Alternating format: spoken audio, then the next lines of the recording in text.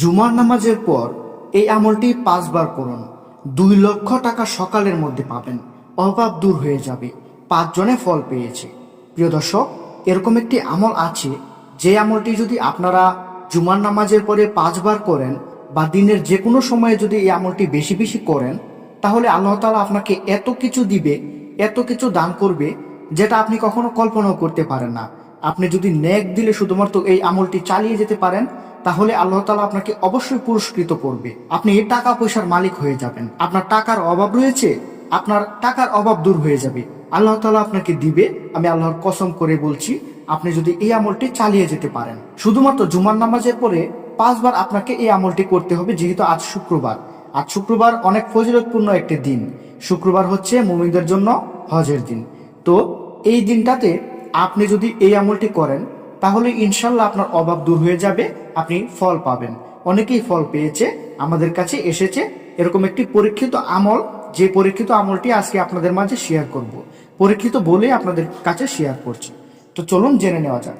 প্রিয় দর্শক, বিশ্ব মুসলিমের জন্য শুক্রবারকে বলা হয় সাপ্তাহিক হজের দিন। বিশেষ করে গরিব মানুষের জন্য, যারা টাকা পয়সার খরচা করে সৌদি আরব যেতে পারেন না হজ করতে, এই দিনের ফজিলত এবং গুরুত্ব সপ্তাহের অন্যান্য দিনের তুলনায় অনেক বেশি।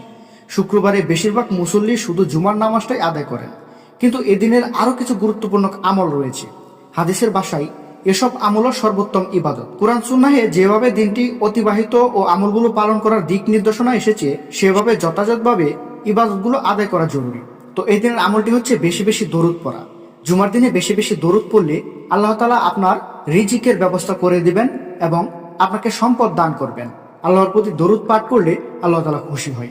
এক হাদিসের বর্ণনায় এসেছে, হযরত আবু হুরায়রা রাদিয়াল্লাহু আনহু বর্ণনা করেন, রাসূলুল্লাহ সাল্লাল্লাহু আলাইহি সাল্লাম বলেছেন, যে ব্যক্তি দরুদ শরীফ পাঠ করে, আল্লাহ তাআলা তার উপর 10টি রহমত নাজিল করবেন। সুতরাং মুমিন মুসলমানের উচিত জুমার দিনটি বিশেষ আমল ও ইবাদতে নিমগ্ন থাকা, কুরআন সুন্নাহর উপর যথাযথ আমল করা, যথাযথ প্রস্তুতি নিয়ে জুমার নামাজ আদায় করা, জুমার দিনটি কোরআন তেলাওয়াত, দরুদ ও দুয়ার আমলে অতিবাহিত করা।